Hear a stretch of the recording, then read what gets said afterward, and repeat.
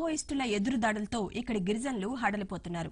ఎప్పుడు ఏ క్షణాన ఏం జరుగుతుందో అని భయం గుప్పట్లో బిక్కుబిక్కుమంటున్నారు ఇక్కడ గిరిజన పల్లెలు. తాజాగా జరిగిన సీఆర్పీఎఫ్ కాల్పుల్లో ఓ గిరిజనుడు చనిపోయాడు. పోలీసులు మావోయిస్టుల పోరుతో అట్టడుగుతున్న ఒరిస్సా దండకారణ్యం నుంచి మా ప్రతినిధి రెహమాన్ అందిస్తున్న స్పెషల్ రిపోర్ట్ ఇప్పుడు.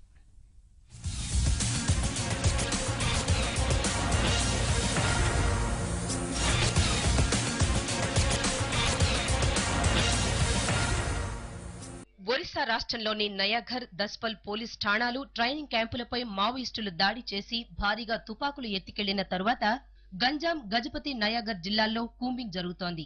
అటవీ గ్రామాల ప్రజలు తూటాలు, తుపాకుల మోతలకు భయపడి ప్రాణాలు అరచేత పట్టుకుని పారిపోతున్నారు. పోలీసులు హెలికాప్టర్ల ద్వారా ఎయిర్ బాంబింగ్ జరుపుతున్నారని, వెంటనే గిరిజన పల్లెలపై దాడుల గంజాం జిల్లాలో టీవీ5 పర్యటించిన చాలా గిరిజన గ్రామాల్లో జనం ఖాళీ చేసి వెళ్లిపోయారు. అక్కడ వీధులు నిర్మానుష్యంగా ఉన్నాయి. గాస్మా అటవీగూడెంలో పారిపోవడానికి చేతగాని 2 వృద్ధ మహిళలు కనిపించారు. కాల్పుల మోతకు భయపడి తమ వారు పారిపోయారు. మావోయిస్టుల, పోలీసుల తుపాకుల హోరుకు గిరిజనం నలిగిపోతున్నారు. ఒరిస్సా రాష్ట్రంలో భీకర యుద్ధానికి భీతిల్లి గ్రామమే ఖాళీ అయింది. కేవలం పారిపోలేక మిగిలిన ఈ 2 వృద్ధులు మాత్రమే మనకి ఇక్కడ దర్శనమిస్తున్నారు. తిండి తిప్పలు నీళ్లు లేక వీళ్ళు ఆకలితో అలమటిస్తున్నారు.